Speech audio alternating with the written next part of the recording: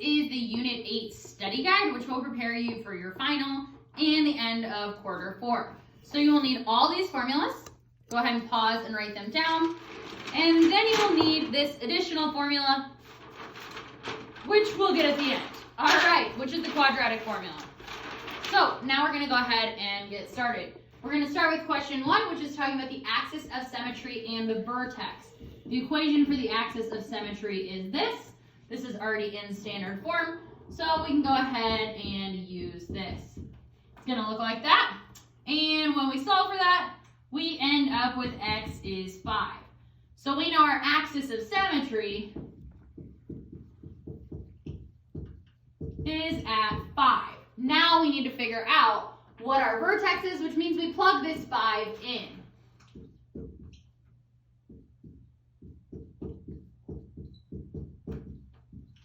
And when we do that, we are left with -3.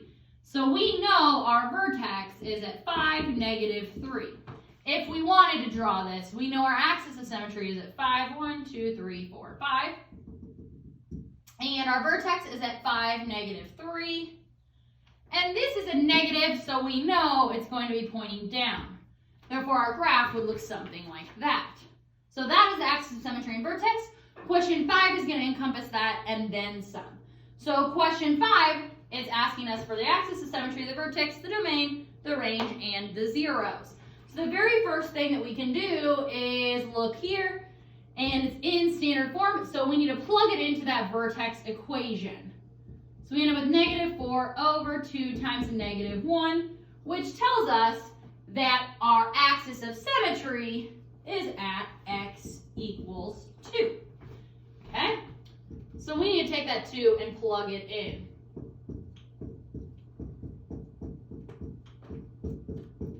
So you can go ahead and pause and solve for that on your own. Once you have solved for that, you find that this gives you 0. So we know our vertex is at 2, 0.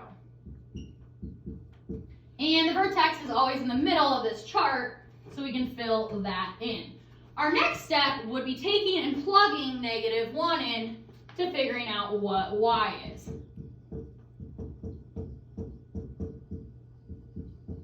And if you plug that in, you get a -9. Now, I'm not going to write all of these down. I have the table pre-solved, so go ahead and pause, solve it on your own, and then check your work.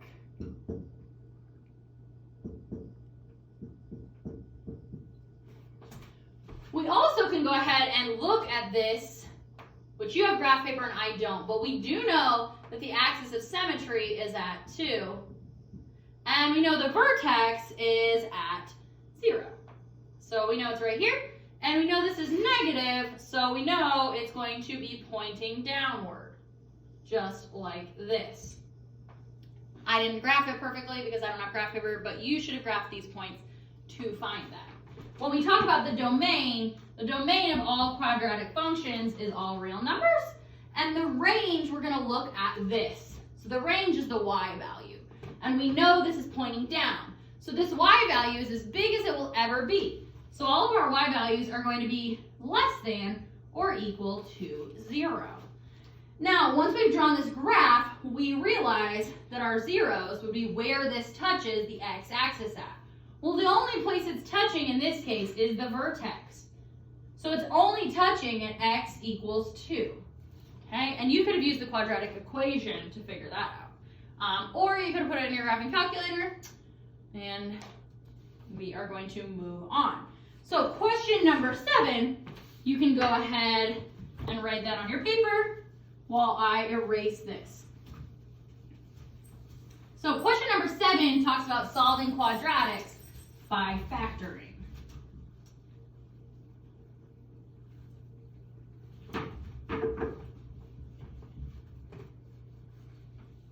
So when you're solving quadratics by factoring, the very first thing you want to do is make sure that they are in standard form, which question number 7 is not in standard form.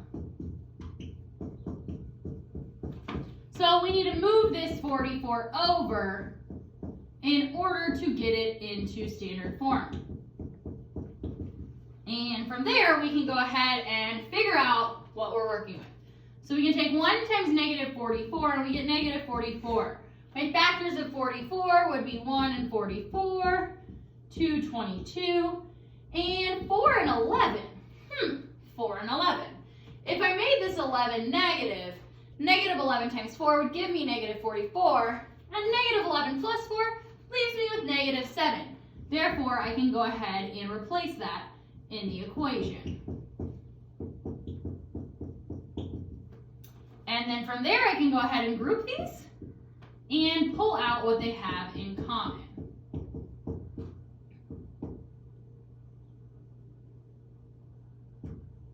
And hang on, this is supposed to be a positive 4 right here, I'm sorry. So that will leave you with this. Okay? So this should have been a positive that I pulled out. Sorry about that. So our two equations here are this and this, and we are looking for the zeros.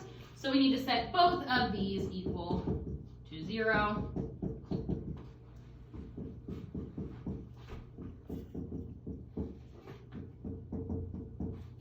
And that is how you solve it by factoring. We're going to do another example that deals with factoring.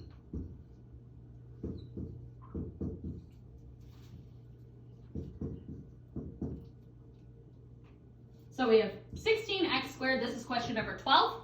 The very first thing we want to do is move that 10x over. If you'll notice, this is missing that last term. This is missing that c.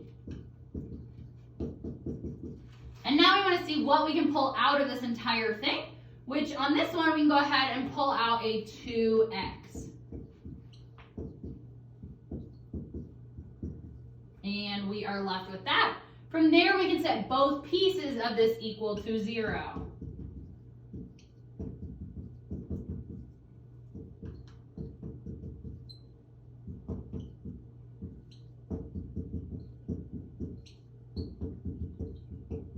So our zeros on this one are 0 and 5, 8. And so that is where this parabola touches the axis.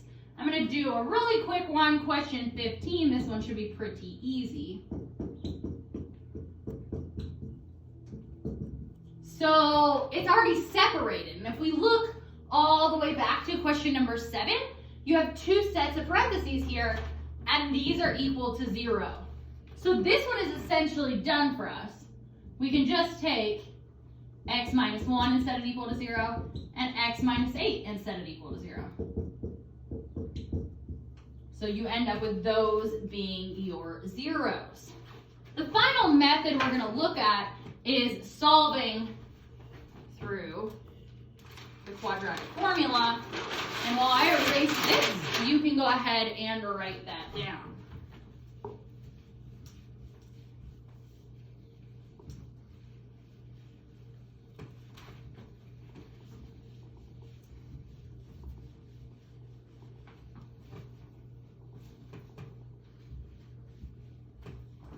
So we're now going to begin on question 17. So the easiest way to solve things is through factoring, but let's go ahead and say that we've already tested factoring and it doesn't work. We know it doesn't work because we're in the solving through the quadratic formula. What we're doing now is getting this in standard form, which is currently in standard form. From there, you can plug it into the quadratic equation. And when you do that, you are left with this.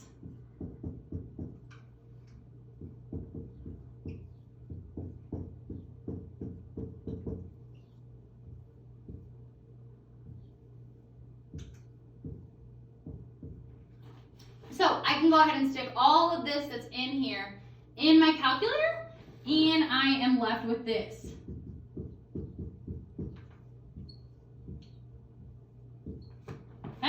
Then we need to set up the positive version.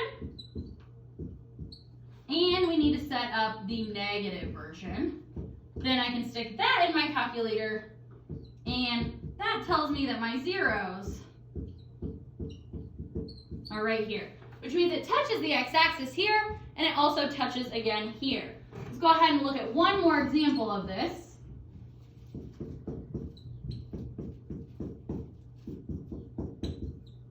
So on this one, we have two things on the right-hand side, but that doesn't make a difference. We're still gonna go ahead and move it over. Oh, x you can't subtract from x squared, you subtract it from right here, and then this negative 20 becomes a positive 20 on this side. So we're left with negative x squared plus 3x plus 20. And if we tried to factor this, it would not work out. Therefore, we have to use that quadratic equation. When we plug it into that equation, we are left with this.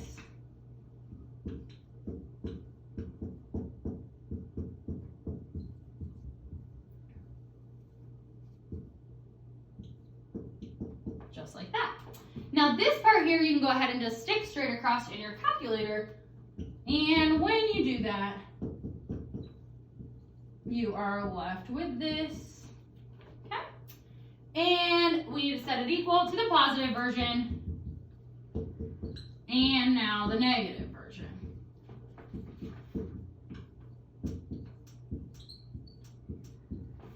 And then you can go ahead and put that in your calculator. And when you do that, you are left with it hitting the x-axis at negative 3.22 and at 6.22. So this is a parabola, and it's going to cross the x-axis at both of these points. You've now completed the study guide. Good luck on your final.